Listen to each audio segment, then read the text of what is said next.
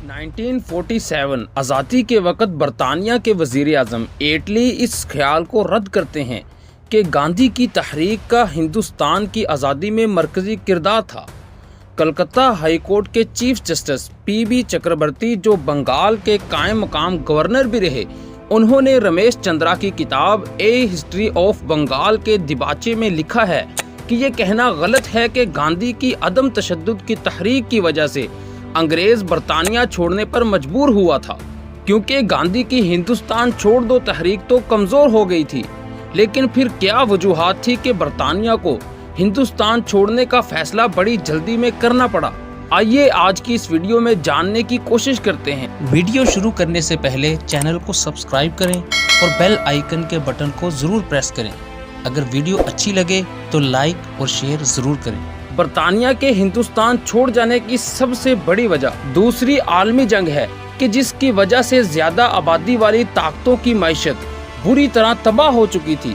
इसलिए उनके लिए मुमकिन नहीं रहा था कि 6 साला तबाहकुन जंग के बाद वो इतनी बड़ी सल्तनतों पर अपनी गिरफ्त मजबूत रख सकें, क्योंकि हर ज्यादा आबादी वाले इलाकों के अंदर आज़ादी की तहरीकें जोर पकड़ रही थी। बिलखुसूस हिंदुस्तान, जिसकी आबादी उस वक़्त 36 करोड़ तक पहुंच चुकी थी। इसी तरह हिंदुस्तान छोड़ने की सबसे बड़ी वजह बरतानिया का अपना माशी दिवालियापन था। बरतानिया ने इसकी वजह से हिंदुस्तान ही नहीं बल्कि जापान को 1946, फ़लस्तीन को 1947, श्रीलंका और बर्मा को 1948, मिस्र को 1952 और मलेशिया को 1957 में आज़ाद कर दिया था। इन्हीं वजूहात की बिना पर फ्रांस और हॉलैंड ने भी अपनी कॉलोनियों को इसी अरसे में आज़ाद किया था। बरतानवी वज़ीर आज़म चर्चिल ने हिंदुस्तान में अपना एक वफ्द भेजा ताकि वो हिंदुस्तान की आज़ादी का कोई टाइम फ्रेम मुकर्रर कर सकें और आज़ादी की तहरीकों का भी जायज़ा ले सकें। इस तरह हिंदुस्तान की आज़ादी में सबसे मजबूत फैक्टर हिटलर था, ना कि गांधी। हिंदुस्तान कई छोटी बड़ी आज़ाद रियासतों और राजवाड़ों पर मुश्तमिल था, जिनमें से कईयों की तो एक दूसरे से दुश्मनी थी। शुरू में अंग्रेज ने इस प्लान पर अमल किया कि इनको तकसीम करो और हुकूमत करो, यानी जब तक ये आपस में लड़ते रहेंगे हम इन पर हुकूमत करते रहेंगे। लेकिन जब अंग्रेज ताकतवर हो गया तो वो रियासतें जो एक दूसरे के खिलाफ थीं वो अंग्रेज के खिलाफ मुत्तहिद होती चली गई।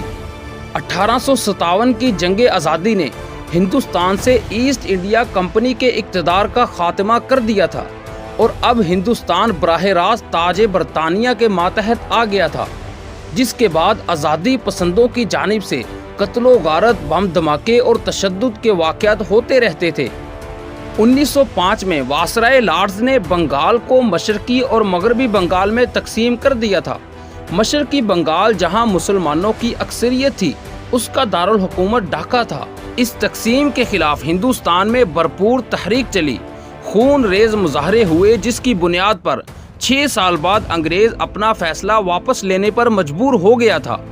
पहली आलमी जंग में हिंदुस्तान ने बरतानिया की भरपूर मदद की थी, जिसके बाद हिंदुस्तान में वो आवाज़ें उभरने लगीं जो उस मदद के बदले ज़्यादा खुद मुख्तारी का मुतालबा कर रही थी, जिसके जवाब में 1919 का गवर्नमेंट इंडिया एक्ट पास किया गया था, जिसमें इंतज़ामी तौर पर हिंदुस्तान की शमूलियत बढ़ाई गई थी। इंडियन नेशनल कांग्रेस का क़याम 1885 में किया गया था, जिसका मकसद हिंदुस्तानियों के लिए तालीम और हुकूमती मामलात में मौक़ों को बढ़ाना था और एक ऐसे सियासी प्लेटफार्म को कायम करना था जहां बरतानिया और हिंदुस्तान के दरमियान सियासी मुकालमे को फ़रोग़ दिया जा सके। अगरचे कांग्रेस आगे चलकर तकसीम का शिकार हो गई, ताहम पहले 20 सालों में उसने ताज बरतानिया पर अपनी अहमियत साबित कर दी थी। 1930 की दिहाई तक गांधी जैसे रहनुमाओं की क़यादत में पार्टी मजहबी, मसलकी और नस्ली इख्तिलाफात के बावजूद एक मजबूत और तवाना आवाज़ बन चुकी थी, जो ज़्यादा से ज़्यादा दाखिली खुद मुख्तारी की जिद्दोजहद कर रही थी।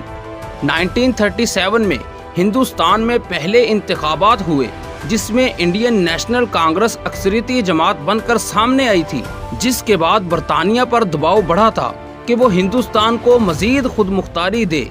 लेकिन 1939 में दूसरी आलमी जंग छिड़ गई और यूं यहाँ कोशिशें वक्ती तौर पर रुक गईं। गांधी अंग्रेजी तालीम से बहरावर कानून दान थे। उनकी अदम तशद्दुद की तहरीक की अवाम में भरपूर पजीराई हुई तो वो इंडियन नेशनल कांग्रेस के सदर भी बन गए। गांधी ने दूसरी आलमी जंग में बरतानिया की जानिब से लड़ने पर हिंदुस्तानी अफवाज की मुखालफत की थी और कहा था कि इन फौजियों को आज़ादी और इस्तेमार के नाम पर मुखालिफ ममालिक के साथ लड़ाया जा रहा है जो अपने मुल्कों में गुलाम हैं। इस बुनियाद पर उन्होंने 1942 में हिंदुस्तान छोड़ दो तहरीक शुरू कर दी और बरतानिया से मुतालबा किया कि वो जल्द अज जल्द हिंदुस्तान से निकल जाए। इस बुनियाद पर बहुत से मुजाहरे हुए और तशद्दुद के भी बहुत वाक़यात रोनमा हुए, लेकिन ज़्यादा मुनज़्ज़म तहरीक ना होने की वजह से ये तहरीक जल्द ही ठंडी पड़ गई।